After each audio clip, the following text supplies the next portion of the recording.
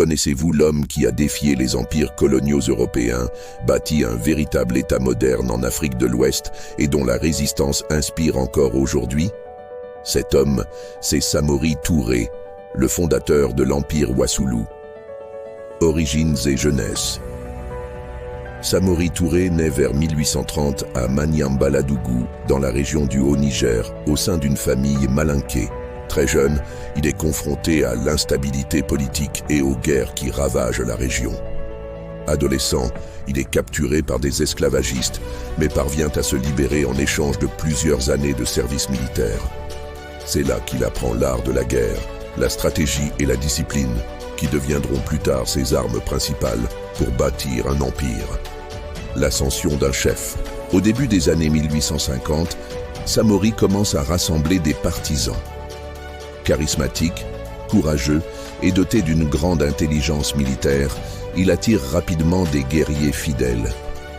Sa maîtrise des armes à feu, rares à l'époque en Afrique de l'Ouest, lui donne un avantage décisif sur ses ennemis. Peu à peu, il s'impose comme un chef respecté et craint dans toute la région. Fondation de l'Empire Wassoulou. Vers 1860-1870, Samori consolide son pouvoir et fonde ce qui deviendra l'Empire Wassoulou, avec pour capitale Bissandougou. Son empire s'étend bientôt sur une vaste zone couvrant l'actuelle Guinée, le Mali, la Côte d'Ivoire et le Sierra Leone. Samori met en place une organisation politique solide. Il divise son empire en provinces, confiées à des gouverneurs fidèles. Il développe aussi une armée permanente, bien structurée, composée de fantassins et de cavaliers, équipés d'armes modernes achetées auprès des marchands européens de la côte. Mais Samori n'est pas seulement un conquérant, il est aussi un réformateur. Il favorise l'islam comme ciment politique et religieux de son empire, tout en respectant les traditions locales. Grâce à cela, il renforce l'unité de ses peuples face aux divisions tribales. La stratégie militaire. L'une des grandes forces de Samori réside dans ses tactiques militaires innovantes. Il met en place une armée organisée en bataillons disciplinés, avec une hiérarchie claire. Il applique des stratégies de guérilla, de repli et de harcèlement, rendant la conquête de son territoire extrêmement difficile pour ses ennemis. Il comprend très tôt l'importance des armes à feu. Pour en obtenir, il développe des réseaux commerciaux jusqu'aux côtes atlantiques, échangeant de l'or, du sel et des esclaves contre des fusils et des munitions. À son apogée, son armée compte plus de 30 000 soldats, une force impressionnante pour l'époque. Si tu veux découvrir encore plus d'histoires de grands leaders africains et mondiaux, abonne-toi maintenant à cette page pour ne rien manquer. La confrontation avec les empires coloniaux. À partir des années 1880, l'Empire Wassoulou entre en conflit direct avec l'expansion coloniale française.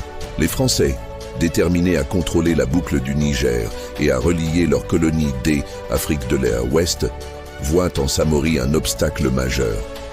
La guerre entre Samori et la France dure près de 20 ans. Elle est marquée par des batailles acharnées, des victoires éclatantes de Samori, mais aussi par des défaites dues à la supériorité technologique des Français.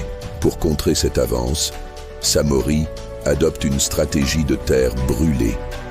Il évacue et incendie les villages, afin de priver les ennemis de ressources. Cette politique, bien que efficace militairement, provoque de grandes souffrances parmi les populations. La diplomatie et les alliances, Samori n'est pas seulement un chef de guerre, il est aussi un diplomate habile. Il signe des traités avec les Français quand cela lui est avantageux, puis reprend les armes lorsque les accords sont bafoués. Il tente également de nouer des alliances avec d'autres puissances africaines, comme Béhanzine du Dahomey, ou même avec les Britanniques en Sierra Leone.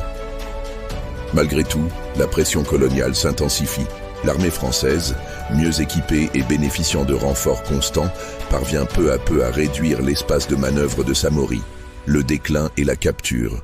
Dans les années 1890, Samori est contraint de déplacer son empire vers l'est, en Côte d'Ivoire actuelle, pour fuir l'avancée française.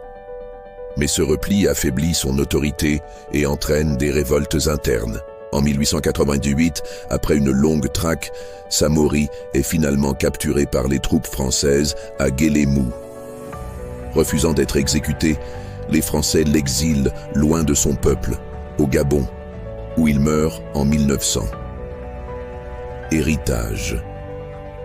La mort de Samori ne marque pas la fin de son influence. Son combat a inspiré de nombreuses générations de résistants africains. Il reste un symbole de courage, de dignité et de résistance face à la domination étrangère. Aujourd'hui encore, son nom résonne en Guinée et dans toute l'Afrique de l'Ouest. D'ailleurs, son petit-fils n'est autre que Ahmed Sékou Touré, premier président de la Guinée indépendante en 1958.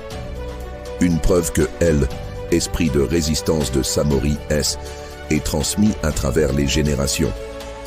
Et vous, pensez-vous que Samori Touré aurait pu vaincre les colonisateurs si son empire avait eu plus de temps et de ressources ?